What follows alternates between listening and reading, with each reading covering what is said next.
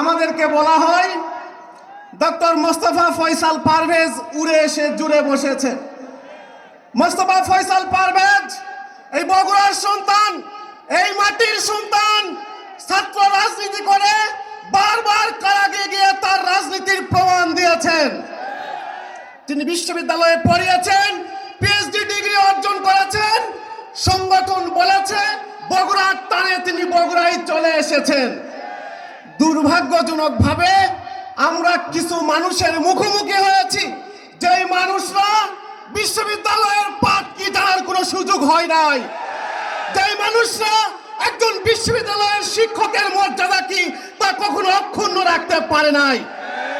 আমাদেরকে বলে আমরা নাকি এই মাটিতে নেতৃত্ব দিতে পারবো না।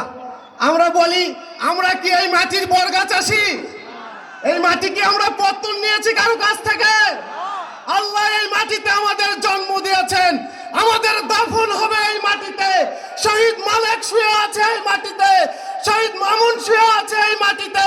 জন্মেছি এই মাটিতে, রাজনীতি করব এই মাটিতে, এই মাটিতেই কবরের নিচে যাব আমরা ইনশাআল্লাহ।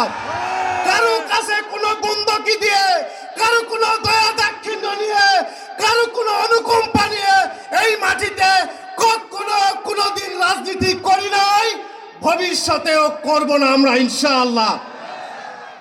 আমরা বলি গণতান্ত্রিক ব্যবস্থাপনায় ভিন্ন মত থাকবে, ভিন্ন দল থাকবে, ভিন্ন মত থাকবে বলেই রাজনৈতিক দল তৈরি হয়েছে।